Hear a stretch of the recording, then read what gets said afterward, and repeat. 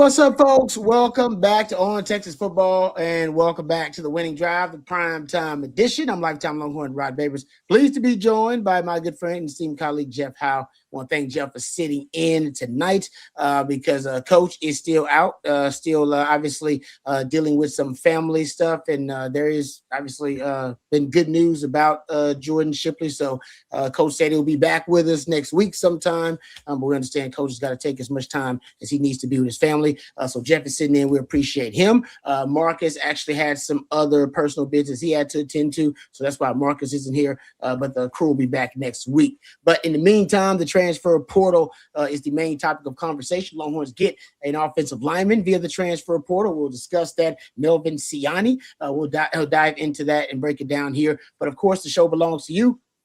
Questions, comments, throw them out there. We'll try to address and answer as many of them as we can. Super chats always jump to the front of the line, so you can interrupt the show at any time. Just throw out a super chat. We'll be talking a lot about Texas and the latest acquisition on the offensive line. All right, Jeff, before we dive into some questions and other things, we have talked about it, but the Longhorns have a offensive lineman now, Melvin Siani, that they got in the portal. A lot of Longhorn fans were very critical of some of the recruiting strategy of the Longhorns, having not addressed the biggest issue so far. And they got Sikorsky, but now it looks like they're zeroing in on trying to rebuild the offensive line with their resources and efforts here lately in the portal. I dig it, man.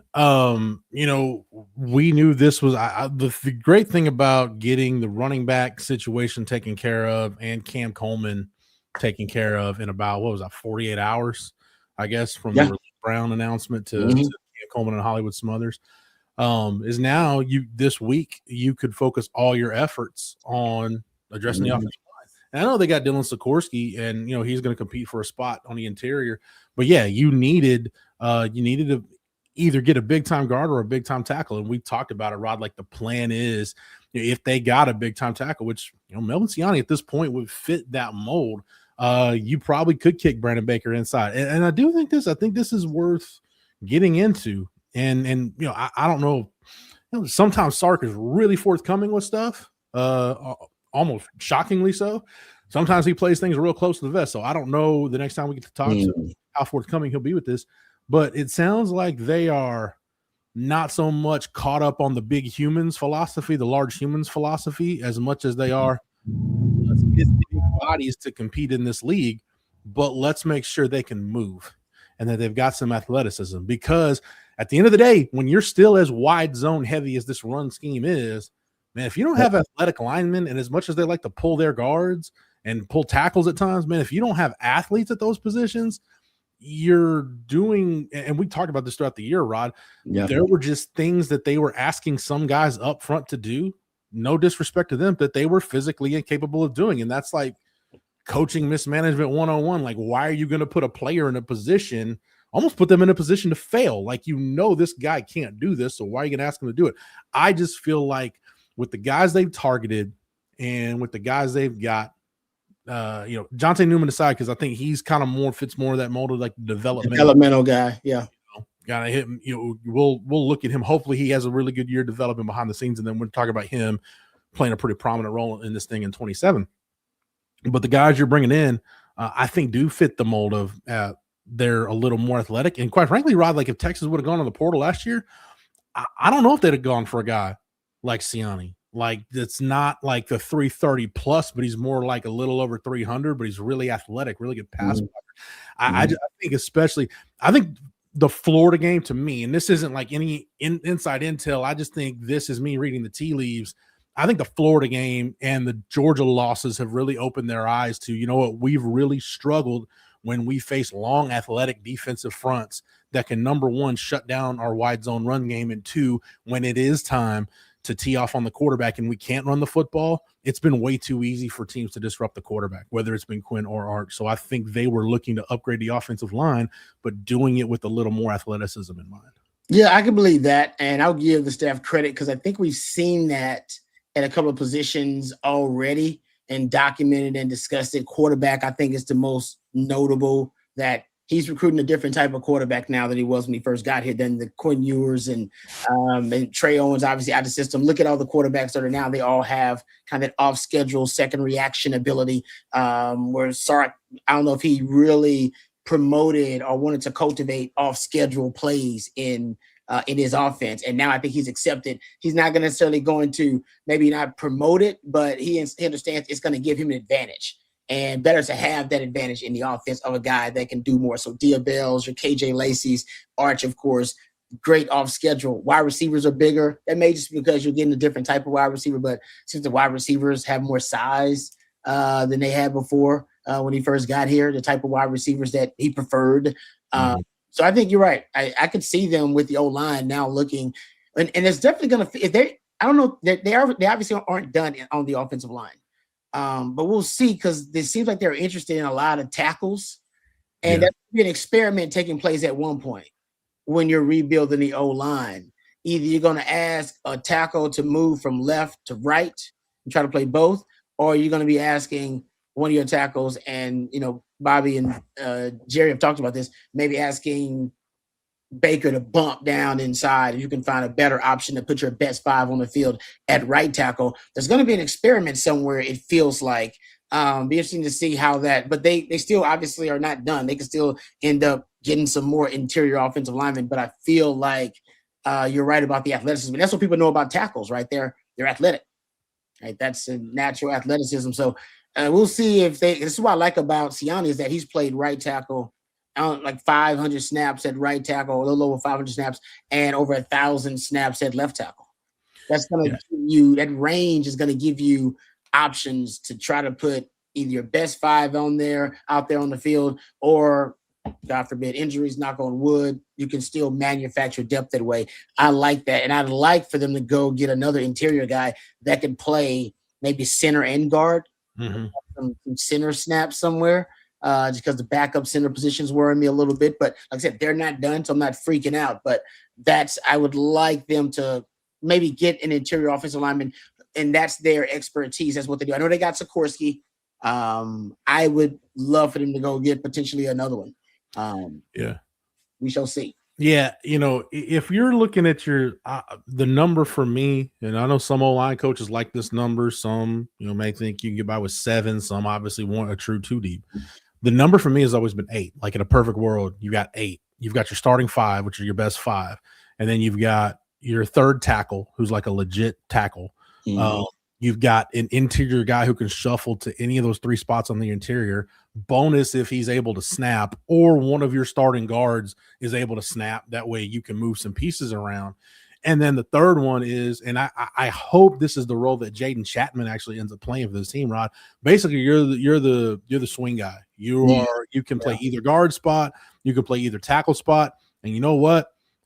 As much cross training as he's going to have to do anyway, Kyle Flood may just take Jaden Chapman that first spring practice and be like, "Hey, bud, can you snap? Let's see what it looks like." So I think those are your 8. The one that I don't know if they have right now, I don't know if they've got that backup center in the program right now. Like if they had if you had to play a game today, like it would be Jackson Christian would be your number 2 center. I don't know that a redshirt freshman is going to be ready like that. I mean, if they didn't think Daniel Cruz was ready, it's hard for me to believe that Christian would be ready. So hopefully whoever they find on the interior in the portal, that they've got either it is a true center guard or it's somebody that they feel like has the ability to cross train and play center in a pinch. I'm with you on that. All right, before we get to the questions, and we'll discuss obviously more Texas in the portal, but let's thank our lead sponsor, our friends over at South Point Dodge. We appreciate them, and you will as well. We know that there's nothing like Texas football, and nothing runs like a Ram. And our friends over at South Point Dodge, they are Austin's Ram headquarters, and right now is a great time for you to get a great deal on a Ram truck, a Jeep SUVs. They got exclusive perks for On Texas Football listeners right now. Not only do you get huge savings on some of the best Ram trucks and SUVs out there, but also 90 days to make your first payment, and they'll ship that ride to you no matter where you are in the great state of Texas or beyond. They can get that for that fantastic ride to you. Over 600 vehicles in stock right now. So whether you need a workhorse or a weekend warrior, our friends over at South Point Dodge have you covered. So if you need a car, car, you need a truck, SUV, trade in, something new, something used. Our friends at South Point Dodge pride themselves on being Austin's automotive everything. So go check them out today at southpointdodge.com, or you can go to see them in person off of I-35 in South Austin. That's southpointdodge.com. Get to the point with our friends over at South Point Dodge. All right, let's get to some super chats here, and then we'll dive into some of the other. I think there's some other topics I want to get to, but before we do that, how about this one from Sailor Joe? Says breaking news: Mateer is staying in Oklahoma for the 2026 year. Texas fans, yeah, I just got the purple devil emoji there. Where was he gonna go? Excellent. Where else was he gonna go? There was some. I mean, not post injury, but I do remember some people talking about the NFL. But I think that after the injury, honestly, Texas kind of started that. You know, he did not look impressive. I know they made the playoff, but he didn't look like a next level quarterback after that. No, they Oklahoma made the playoff because they still, Indiana included. I still think Oklahoma in the college football season of 2025 had the best defensive front in the country. That's just my opinion. As many I've seen, I thought Oklahoma's was the best. I don't disagree with that. And man, Texas, they didn't look like that against Texas. That's the crazy thing. Man, did not look like that against Texas. I was gonna say Texas had a great game plan against that front. They really did. And as discombobulated as that offensive line was throughout the year, I mean, they put it. That was with Nick Brooks at guard, by the way, against. Forgot about that. Yeah. Man. And what threw it off was, Cole Hudson played really well in the OU game, and then the practice, I guess it would have been either the Monday or Tuesday before the Kentucky game. Remember, he got hurt. So then you got to go to Connor Robertson. So now you're mixing it up again. So at any rate, the less I have to think about the 2025 O-line issues, the better off my mental health's going to be. But no, like that's the other thing too, Rod, why, why I think one of Sark's most redeeming qualities, he's really good in the rivalry games. Being able to play for it and showing up ready. Like the 2 A&M games, and even though they've lost a couple OU games, like it wasn't because he just failed to have a good plan. I mean, 2021 was Caleb Williams just got unleashed on the country that day, and then in 23 it was you just turned the ball over way too much. I mean, you got some unfortunate breaks, and you had to lead late, and Dylan Gabriel drove down the field on you. But Sark has been really, really good in these rivalry games. No, I agree with you on that. That's that, and I still think he's actually pretty good in those big non-conference games too. Obviously, you didn't beat Ohio State, but usually his team's ready to play for those games too. But you're right about the rivalries, man. There's no doubt, and that's big. Ask Mac Brown. It's big with the fans. All right, let's get to the next super chat here. I see Cody. Thank you for the super chat, by the way, Sailor Joe. Cody, I don't see a question. I do see super chat. Thank you very much. We're very appreciative. But if there's a question, we'll try to find it if it's attached to it. Thank you, Cody. How about this one from Juan? Juan said, so no Seaton, and who is the guard, Barton, the guy that's visiting? Mason Barton, I believe, right? Is that the Barton that he's referring to? Yeah, and he's not a guard. He's a tackle. He played left tackle at Jackson State. Really interesting. We haven't seen Texas go to the portal for offensive line at all before this cycle. And very rarely have they targeted FCS guys. Mason Martin's the second FCS offensive lineman that's visited Texas, because Mikey Bennett from Yale visited. He's since decided he's going to Oregon. But yeah, it's really interesting that sorry, somebody just came in the house and started hollering. I got distracted for a second. But no, it's really interesting that they're targeting a couple of FCS offensive line. But no, Mason Barton's a tackle all the way. I think Rod probably ideally, like if they didn't add any other tackles, I think probably Gooseby and Siani are your starters. And if they were to get Mason Barton at that point, hypothetically, I think he's your number 3 tackle. I think he's in that role Nick Brooks would have been in. Interesting. Huh. So yeah, that's so I gotta go watch some more film on this young man on Mason Barton. So you think he's that he's that good that he basically would win the third tackle job. I don't know who your Jaden Chapman's probably your third tackle right now, but I think like I said, I got to go watch more on. That's because, like you said, they haven't brought in a lot of guys from the FCS level, so they really like him. No doubt about that. I mean, look, maybe he can.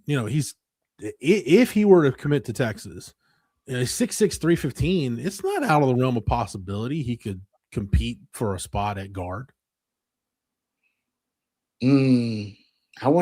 Somebody's bumping inside the guard if you're bringing in. Now I said we don't know obviously if they're gonna end up signing this young man, but it seems like right now they have they have a lot of tackles on their board that they're recruiting and bringing in.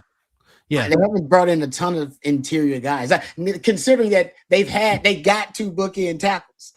Considering that you have 2 tackles already, they brought in and they're bringing in a lot of tackles. So it's just wondering, or is this part of some new strategy overall in rebuilding the O-line to the point you were making earlier? And Burnt Orange Horn makes a good point. It says, Jeff, why wouldn't Baker be the third or even second tackle? He probably is, if you have like an injury situation. But again, Mason Barton's not part of the equation yet because he hasn't committed to Texas. We're still waiting. Again, he was on a campus for a visit today. But yeah, I mean, you unless he's incapable of playing, unless he's injured or something happened, like Brandon Baker's one of your best 5. Whether he's a tackle or guard doesn't matter. He's one of your best 5, so you want him out there in some way, shape, or form. I don't know. It's hard for me to imagine. And look, again, if he were to pick Texas, I could be proven wrong. It's hard for me to imagine, an FCS guy coming in and starting anywhere in the SEC. So, maybe he's a depth piece. Maybe he comes in and surprises you. I don't know. But I like the fact, the bottom line with Barton is, I like the fact that they're not leaving any stone unturned. Like they're looking all possible avenues to try to find offensive line help. Yeah, no, I agree with that. Good point. All right, getting to the next one here. Thank you for the super chat. Next up, 214 Hookem. Thank you for the super chat. Said, just heard we are no longer in the sweepstakes for Jordan Seaton. Is this true?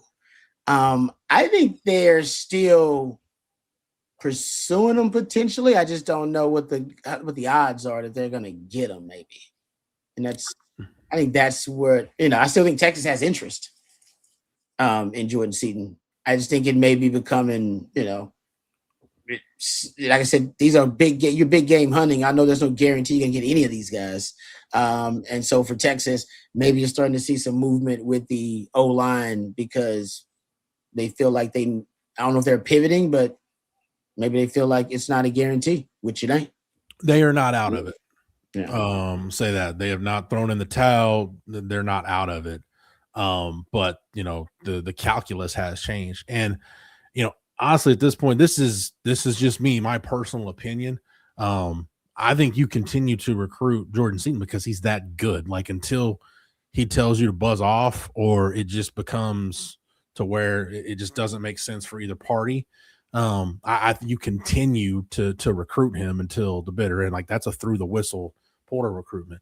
My thing is though, I like the fact that Texas went out and got Siani and that they hosted Mason Barton because that's a position where you can't put all your eggs in one basket. You'd be foolish to.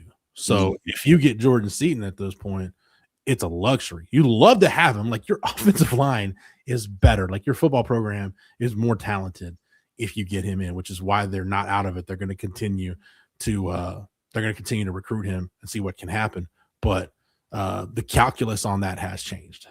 It's it's got to be a real finicky, fragile process in talent acquisition when you're big game hunting like Texas is, and you're obviously competing against some of the top blue bloods in the country to get the top player at that position, like a Cam Coleman or Jordan Seaton, and knowing when to continue, right? When to continue to exhaust all resources and make sure you're still pushing and being aggressive with that player, and when to start saying, you know what, let's look at plan B here.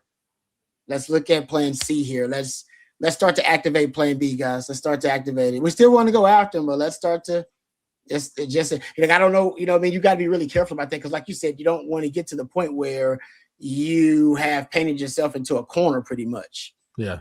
As a programmer, you're left, like you said, holding the bag, and you don't even have enough potential players on the board, high-level players on the board, to fulfill whatever void you have on the roster. Like that's when you're like, oh, that's an ish moment. And so I just think it's a delicate process of like, you know what? Yeah, I still want to pursue it, but let's look at some other options over here. Let's at least pursue some other options to see where we stand. Had Texas not gotten Cam Coleman, like they could have, you weren't going to find a 1-for-1 replacement for him in the portal because he's just that good, but you could have found a receiver that would have fit what you needed, right? Because Rod, you talk about all the time, wide receiver is the deepest position of football. And Texas has proven through the portal before that, man, you don't need to get a guy that's a top 5 rated guy in the portal. Matthew Golden wasn't. So you can find quality. I don't think A.D. Mitchell was either. You can find quality guys in the portal at that position.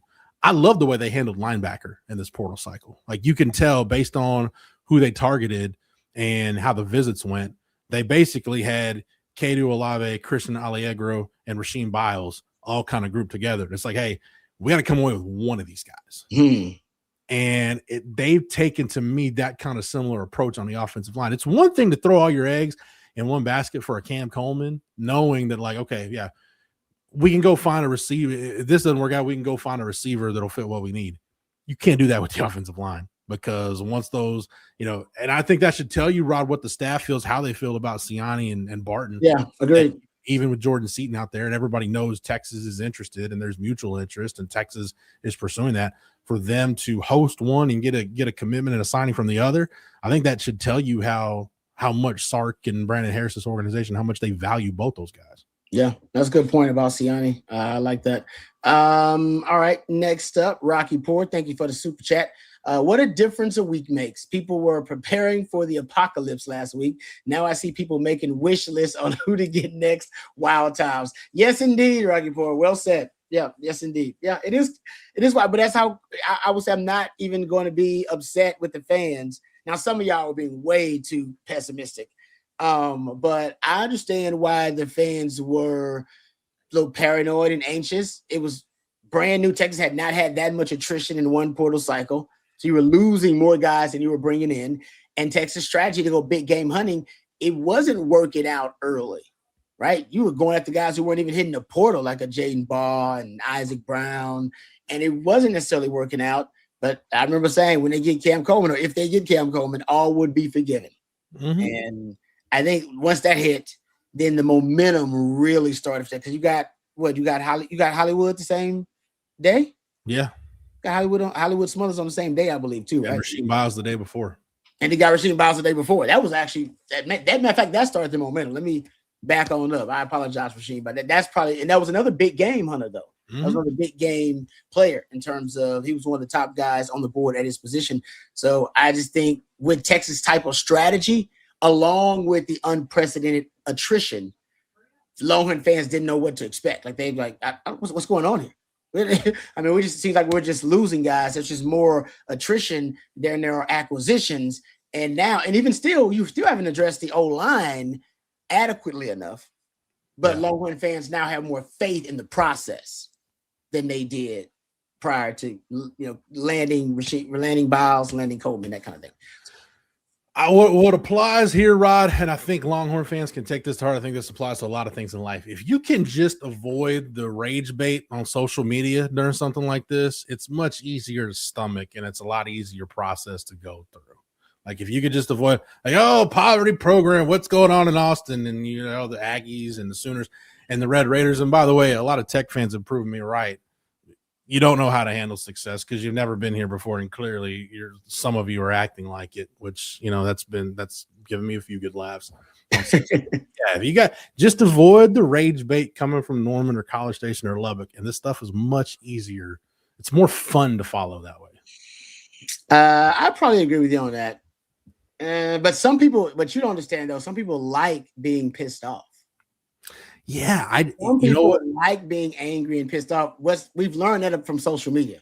we've learned that some people like being in a bad mood. They like being angry. Ain't nothing wrong with that, but so some of y'all on it right now, that's fine. But some people like being agitated. They do. That's literally, there's a whole industry about it. Rage, as you said, it's rage baiting. Whole industry built on it. So, like I said, some people like it. It's all good. You know, I just can't. You know, I've been as close to transparent as I can for my mental health, my own headspace. I just can't. I can't live in that realm, Rod. Yeah. Some people get on Twitter, and I see y'all be going at it with Sooners and Aggies. As soon as y'all get on there, it's just like boom, boom, boom, boom. I'm like, man, I'm just trying to drop a stat here real quick, and I'm getting out. I'm a nugget about scrambling, and I'm out. Like, you know, that's how I roll on social media, because I see some of y'all, and it's constant, and I get it. And it's the same side for the Sooners fans and the Aggie fans. They just like to go at it, and like, man, I can't do it. That's a lot of energy right there. But hey, however you feel, Jeff, you're muted. So thank you, Josie. Thank you. Good looking out. Sir. He's probably dropping something. He probably muted himself. He was about to drop a bomb there. All right. Next up, Patrick. Thank you for the super chat. Says, where does Siani rank and fit in the best available tackles? That's a good question. Among the ones who I have to do some research about his ranking. Like if you're looking at portal ranking, I can do some research and find out where he's from. If you look at most of the portal, whether you're going, ESPN's got portal rankings, On3's got him, 24/7's got him. Like, he's probably a top 10 tackle. I would say, yeah, he looks like he's in the top 10. Yeah. Yep. Looks like here, if we're looking at tackles, oh, there you go. That's why Matthew's the best in the business. Okay, so he's that's overall player ranking. Is that player or tackle? Well, that I guess that would be how they're sorted out at tackle based on how they're ranked. Okay. So Peak, Seaton, Lance Hurd. Okay, so they got him like in the top 25, basically. Yeah, I mean, he had a really, really good year at Wake Forest. I feel kind of bad because as much as I look down my nose at the ACC, and I do dog on that product sometimes because it's not at the top. It's just sometimes I'm like, why do I want to watch, NC State and Virginia Tech on a Saturday when I've got so many other things I could be doing with my time at that point. But like between Siani and Rasheem Biles and Hollywood Smothers, Justin Cryer from Florida State, like Texas has gone into the ACC and gotten some of this portal talent. That's fair. That's a good point. All right. Thank you for that, Patrick. We appreciate it. How about this one from LKMS says, can we get a Matthew cameo, please? That's entirely up to Matthew. There he is. Man, we never get that. I thought you first middle finger.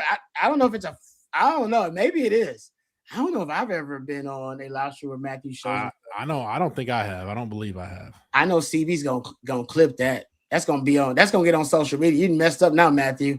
CB's gonna clip that thing. That's gonna be on Twitter and Instagram. Quick, everybody's gonna know how Matthew looks from now on. All right. Thank you for that. How about this one from Runs? Said, is it possible that Texas views Indiana's experienced and mature players a blueprint for building a more disciplined, physical, and competitive team? I don't know if it's much as Indiana's experience, as much as it is that's a systemic program issue that's got to get fixed. Like I don't know. Maybe Indiana has something to do with it, but I think overall, Rod, whether Indiana was in the title game or not, like you can't be in the 130s and penalties per game and hit your ceiling as a team. You just can't. Yeah. And that to me, that's part of what makes as much roster turnover as Cignetti's had in Indiana. That's part of what makes their success as disciplined, as well coached as they look, as clean as they play. Man, that's hard to do when you got so much roster turnover. It's gonna be the challenge for Sark because you've been doing it. You built your program to this point pretty much, not exclusively, but the majority of your talent has been homegrown. This will be the biggest influx of transfers playing prominent roles that he's ever had. Even if you go back to year one, when they just had to take some guys just because they needed bodies in the program. Not all those guys were starters. A lot of these guys you're taking out of the portal, either going to be starters or significant contributors for you. So that's one of those deals where, man, your culture is going to be tested, and you already weren't a very disciplined football team anyway. You just whether Indiana was in it or not, Rod. To say at the risk of repeating myself, like you've just got to be more buttoned up. You got to play cleaner. You got to be a team that does a much better job paying attention to details. Mm-hmm. Yeah, the only team that averages fewer penalty yards per game and penalties per game than Indiana is Army. I think Army has fewer penalty yards, and Indiana, if you look at penalties per game, they're fifth, I believe. Yeah. But they're behind Army, Air Force, Iowa, and Wisconsin. So okay, so it's the service academies, parents, yeah, like okay, yeah, taken. Yeah, no doubt. No, that's right. They're well prepared, and their identity is that they're well disciplined. And I agree, Sark's. Unfortunately for Sark, it's a trend.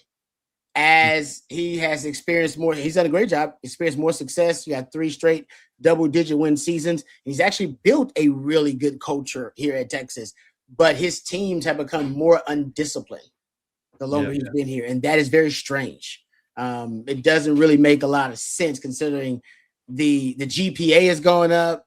You know, your wins, like your draftable players, like everything is improved, and yet your what is kind of a metric of your discipline has gotten worse as a team. So I think he knows he's got to fix it. But I'm with you. Now it's harder though. Now you got less continuity within the roster and less proven leadership, I should say, on the right, because you don't know these guys very well. You don't know them. Right.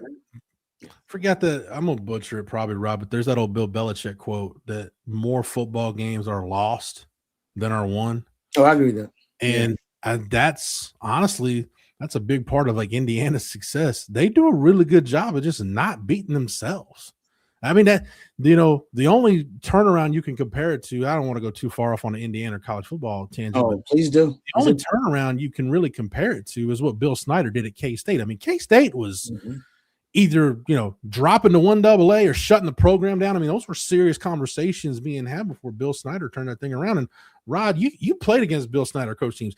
How many games, championships, and bowl games did Bill Snyder win just by coaching a team that we just didn't beat ourselves? And the one time you screwed up, we pounced on it, and that's why we won the game. Time and time again. No, I agree with you. They'll muck it up until you get up. That's kind of that's what for years. Yeah, and you're right, man. That's a great one, and that you're right. That's a great comparison to what Indiana's doing. They didn't reach the pinnacle that Indiana's reaching right now, but in terms of the turnaround and the style of football, the discipline, hard-nosed, physical style of football, it mimics it in that way, no doubt. All right, let's get to another super chat here real quick. How about this from Buck? Buck, thank you for the super chat. Says, Rod, enjoyed you, Marcus, and Stevie swapping stories. Can we get the guys now coaching in the NFL on to talk about their career path? We should, and I know those guys are busy, but like Rod Wright and Frank Ocam coaching with the Texans, Peanut, I should call him Richard because he's a grown man now. Richard Hightower coaching with the Bears. We should try to get him on. And so getting Shannon on, I ain't no guarantee. I mean, he's got no time at all. Those guys have very little time, but he's got no time. So you ain't gonna get that. But we should try to get the other guys on because we've had Rod Wright and Ocam on our third and Longhorn. So they took a little. So in the offseason, I think they were here actually for might have been pro day. And we got them for pro day. So they had a little time. Yeah. Rod, they're in all the years we did Longhorn Blitz, all the years we worked in radio together, and now working here at OTF, there are 2 interviews I've never asked you to get because I already know the answer is going to be no. Never asked you to try to get Kyle Shanahan on the show. Never asked you to try to get Chris Sims on the show because honestly, we'd have a better chance having VY as a daily guest probably than we would have getting Chris Sims to do an interview. I think the Sims one is more realistic than the Shano one because Sims now is a media guy, so he can't give the excuse that he's not, you know what I mean? He's a media guy now. So I think that one might be easier to get. I probably convince him to do just another media interview and keep it largely that instead of diving deep into Texas stuff and his past at Texas. Yeah. The Shannon one would be tough just because there's no time, not because the Sims stuff is just because, like you said, his history. Yeah. But I think enough time has passed, and Longhorn fans now, I think most of them I know would be willing to, accept him, in a classy manner. Even if they were a major fan and they chose major in the competition, at this point, I think they could appreciate what Sims did for the program either way. Longhorn Hall of Honor, Chris Sims needs to be in it. And, I agree with that. You've talked enough about Kyle Shanahan over the years. Like, he is one of those football sickos. Like, Kyle Shanahan's idea of a good time is like being in the film room like 18 hours a day, just crushing tape. And agreed. Some guys are wired that way, some guys are not. And God bless football. Football's lucky to have him because he's one of those guys. Yeah, no, I agree with you on that. And he's been doing it since he was, I don't know, like 8 or 9 or something like that. Yeah. That's the thing about, like, Sark's a sicko too. Like, Sark's idea of a good time and on his vacation. You don't hear about Sark taking vacations to do cool fly stuff, like golfing trips stuff. No, you hear about Sark like, he went to a training camp. Yeah. Like Sark is kind of a football sicko. Like, he really loves football, but he didn't start. Remember, Sark didn't start this until he thought he was going to get into the tech industry or something like that. Like, he tells a story, like, when he got into coaching, thought he was going to be doing something else. And then he got into coaching after, he was a player, but then he got into coaching after that. Shano is ahead of everybody just because probably he had like 10, 12 years on everybody before they actually started getting coaching. He was preparing to be a coach at like 8 or 9. And then had access to a Super Bowl winning head coach and a dad that could give him, all the knowledge and access and resources that he needed. Most people don't have that. No. You can call it nepotism or whatever you want to call it. But when you decide to be a coach, you have to start at a certain level at high school, work your way up, whatever, and then start to learn the craft when that dude started learning it. So he's my age now, at 45 or whatever he is, 46 years old. So essentially you could make the argument he's been in the coaching profession or training to be one for 40 years already. Like, that's how young. There are videos of him on the sideline, like holding like Super Bowls, like holding like the wires from his dad's headset, just sitting there holding. And he gets access to all the meetings on the sidelines between the coaches and the quarterbacks and in the meeting rooms. Like, he was there all the time, just hanging around the facilities, just there all the time, having access to everything. You brought up a good point about Sark, Rod, just kind of how he's just wired that way at this point. And I'm sure he always has been, but like now I think it's probably better for him just from a personal, professional standpoint, just to lock in on football. It's interesting how, he usually goes to Southern California at least once a year because I know he's got, family back there and everything. It's always interesting how he usually always makes that trip right around the time the Rams are having some kind of OTA. Yeah. Yeah, I want to go hang out with Sean McVay for a day. Yeah, I love him for it. Love him for it, man. And Sark pays attention to the league too. I mean, he's constantly talking about the NFL and that kind of stuff. But you're right, I love that, and I am hoping. I always say that I hope Sark steals some more stuff from like those guys when he visit them. I'm hoping that he's stealing Sean McVay's 13 personnel package. Like, nobody's running more 13 personnel, 1 back, 3 tight ends than the Rams. And they're doing some funky, weird stuff with it. And I always wondered if Sark could, but obviously you got to have the tight ends to do it. But it's giving them a huge advantage in the league right now. That's one thing that they kind of have, it's kind of the signature right now, this league. They've evolved from the 11 personnel. They're still doing a lot of 11, but a lot of 13 in there too. All right, before we get back to the super chats and questions, let's thank some of our other sponsors. Let's thank our friends over at Von Lane really quickly.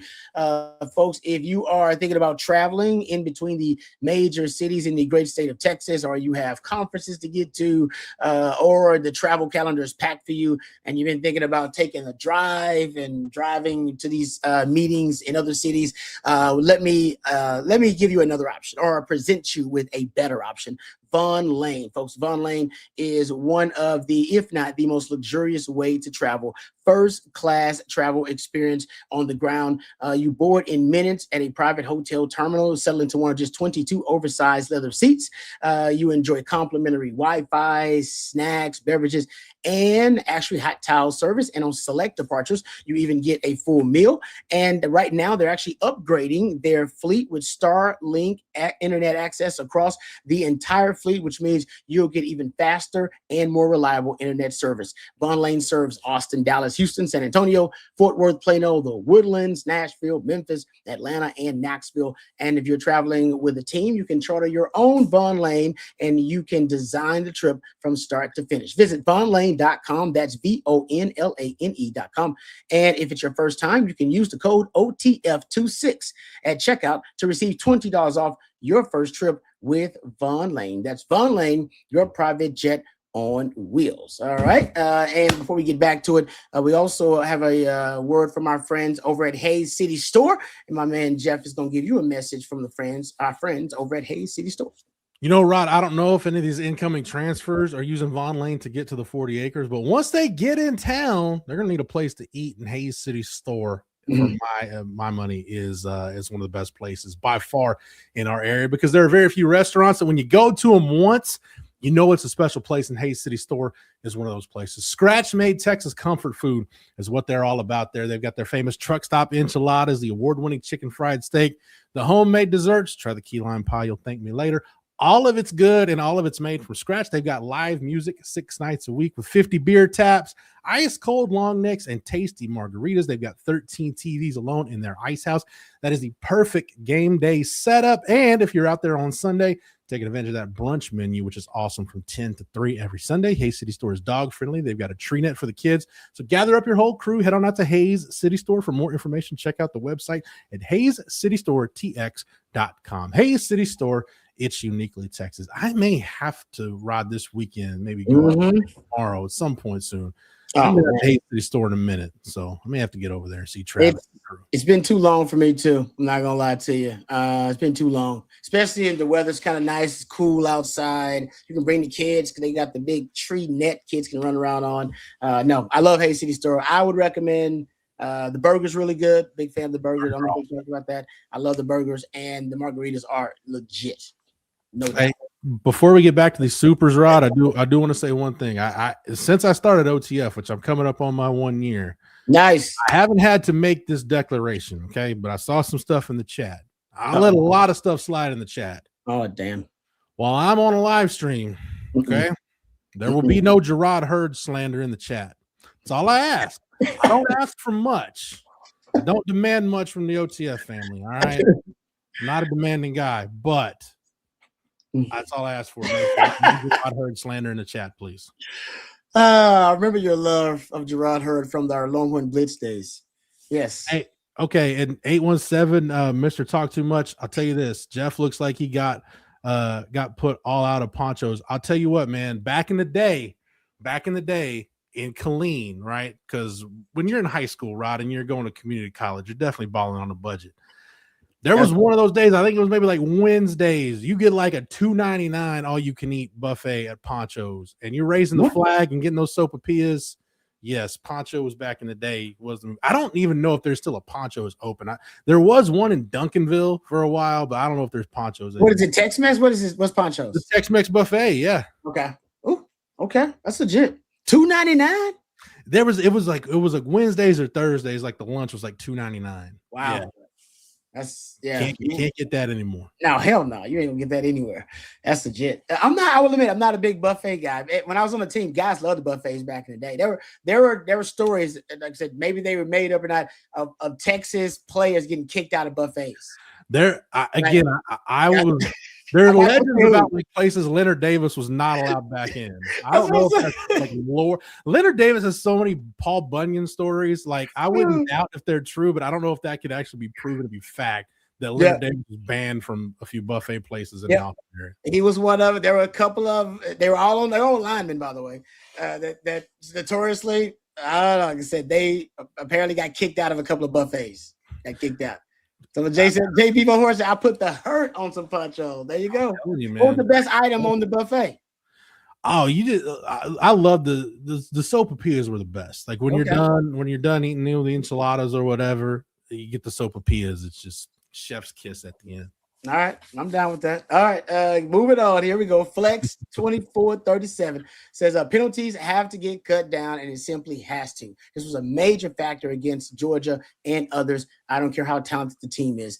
Yeah, and it kind of brings us full circle back to talking about the O-line because most of them are coming from the offensive line. Yeah. And they, and it's just, to me, I agree. Once again, it's almost embarrassing once, you get the reputation for just being an undisciplined team. And that's basically the reputation Texas had. It's like, you didn't even get shocked or upset when they had penalties toward the end of the season. She was like, that's who they are. I almost expected them to have some penalty in a critical moment. Unfortunately. Yeah, like special teams got to the point where I'm almost shocked on a return when a flag doesn't get thrown. Yeah. The last two regular season games you played against Georgia, you had a kickoff return that could have been a really big momentum changer for you in the game. You've had a kickoff return in 2 straight regular season games against Georgia get called back because of a penalty. And it's like, oh, hey, look, you got great field position now. Now you're getting somewhere. Oh, no, we got to go back because somebody held 20 yards away from where the ball was. And like on offense, man, you could go holding every play, and that's true. There's stuff that within the confines of a game, it could go either way. It's the pre-snap stuff on offense, Rob, that just it's probably taking years off Sark's life, and a lot of coaches, I guess, taking years off their life because, especially like when I don't think there's anything more infuriating, honestly, to me. And yes, I will stick up for the offensive line here. When wide receivers get called for offsides or illegal formation, brutal. You just have to watch the ball. You're inconsequential right now. Just pay attention to where you're lined up. Yes, you have to get fixed. Well, and those guys can actually ask the ref on the sideline. Yes. Like, am I good? I'm good. Okay. Yeah. So there's no excuse for that. But no, I think for Sark at this point, because it's been a trend, this is not an aberration. It's not an outlier. You've gotten worse every year. And now you're in 130 something in penalties. Like that is you're rock bottom at this point. So Sark says in this season, I think he's been more aggressive than ever. He has a man in the mirror moment every offseason, tries to correct not only his own coaching and tries to upgrade his own coaching and staff and the team, but also looks at what hurt the team that past season. And there's no doubt penalties got to be at the top of that list, along with O-line. All right, thank you for that. We appreciate that, Flex. Billy, thank you for the super chat. Said, Rob B, are you satisfied with the secondary? Hook 'em. Satisfied. I don't know if I say satisfied, but I am. Anyone's ever satisfied, right? Yeah, I don't know if I'm satisfied, but I do like the secondary right now. I like it. Like I like the guy. I like Bo Masco. I'm a big fan of Bo Masco.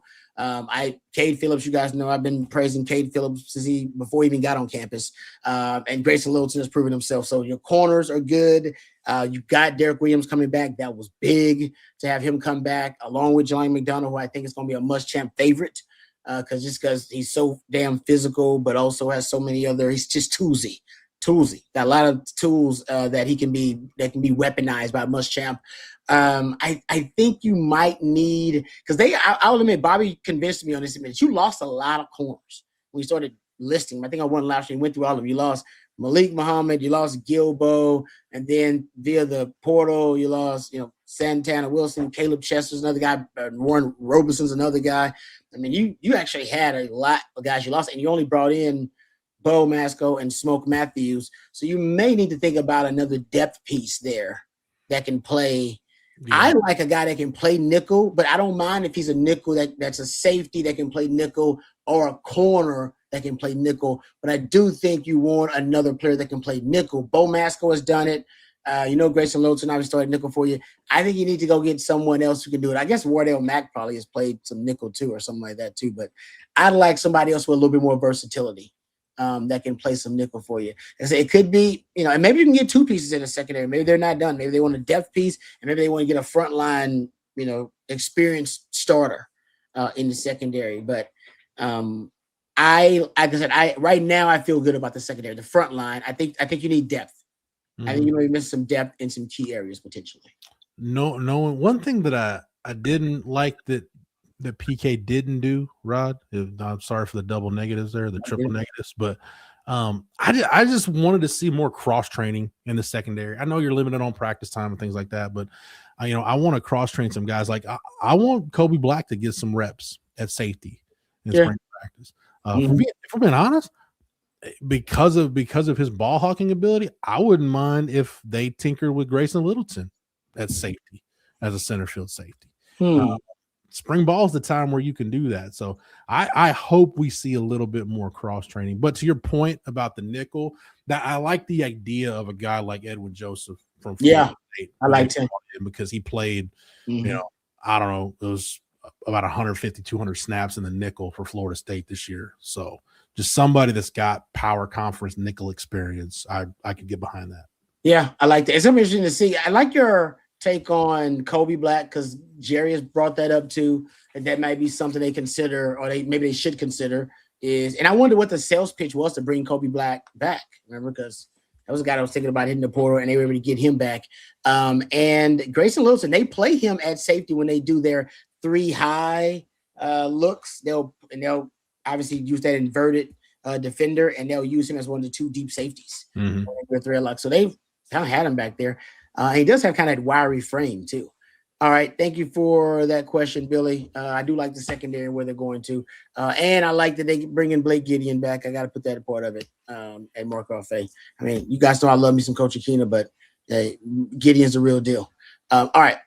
Jeff, thank you for the super chat. Says, was Sark's best season offensive ranked 29th? I think in 2020, was it 2023? I believe they were 15. If you're talking about just scoring offense, I believe they got up to like the 15th. Yeah, I don't know what metric you're talking about, Jeff. So I apologize. Yeah, because I guess it's what's the most effective way to measure a top 30, top 20 yards. You can go yards per play. You can go scoring offense. I mean, there are a lot of different ways. I like the metric you use, right? Like you look at explosive plays. Like how many plays did you generate? There's a number of different ways to do it. I think 23 has been by far it's been the most complete offense Sark has had.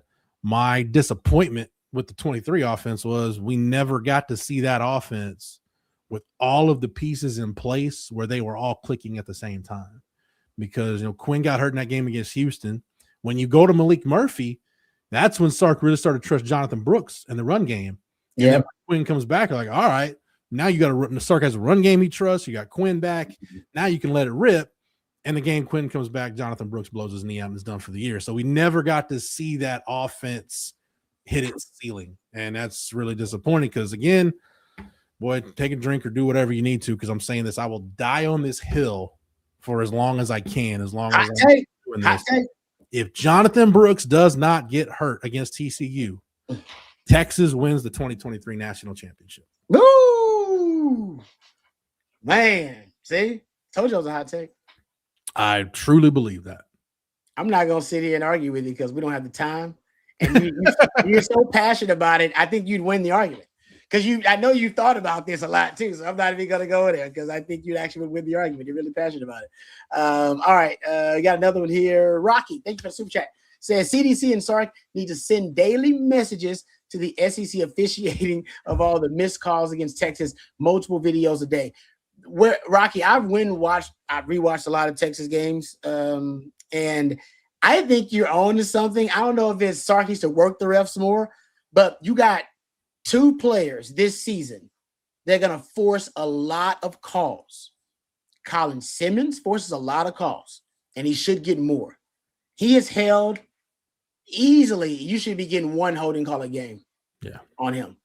If you don't, then you're not working the refs enough. Because I watch the film, and I can tell you right now, I probably can throw out a handful every game. And like Jeff said, I mean, you can argue they're holding on every play. I'm talking about blatant ones where it's like, dude, he grabbed him by the damn neck. I mean, what are we doing? Like blatant, obvious holes. So I think, sorry, I'm with you. You're Rocky. You're right. Is my point.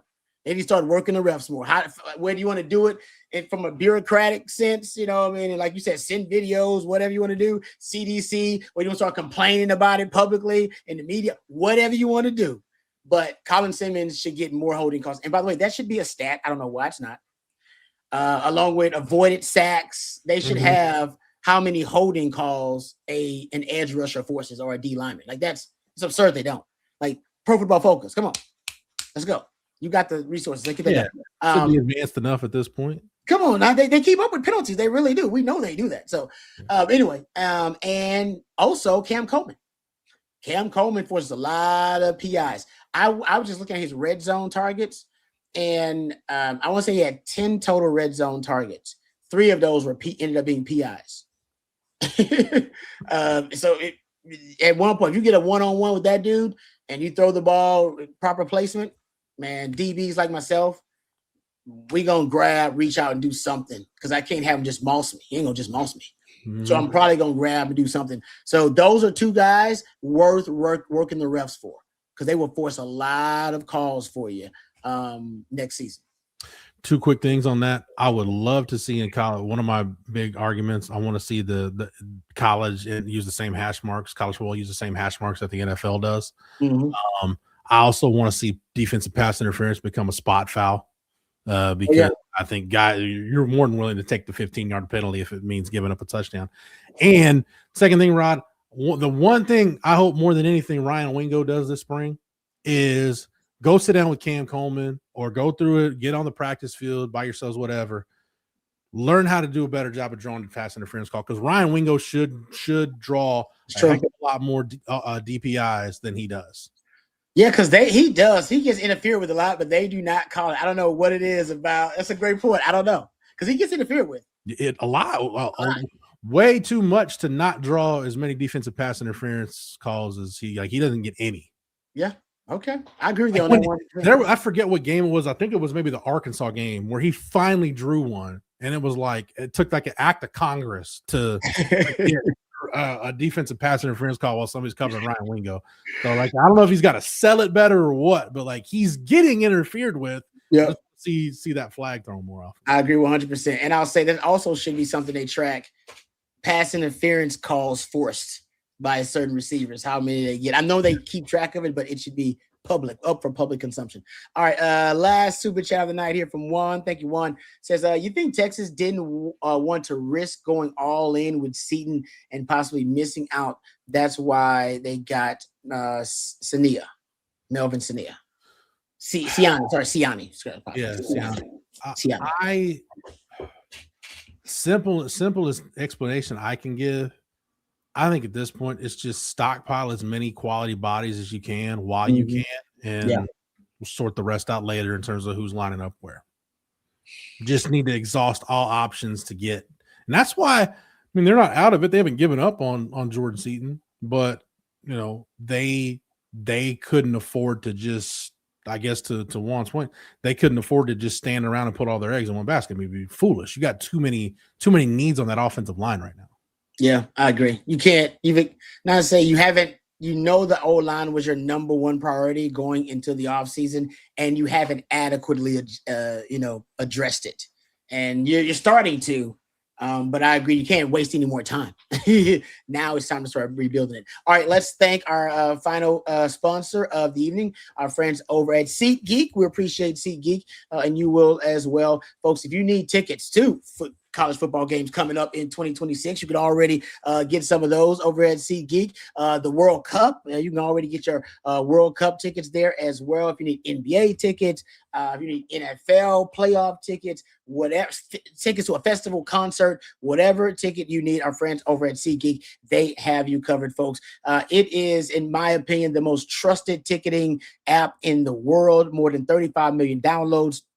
The number one rated ticketing app, and they make it easy for you. They make it easy to find the value. All right. Geek has each ticket is rated on a scale of 1 to 10. So if you're getting a good deal.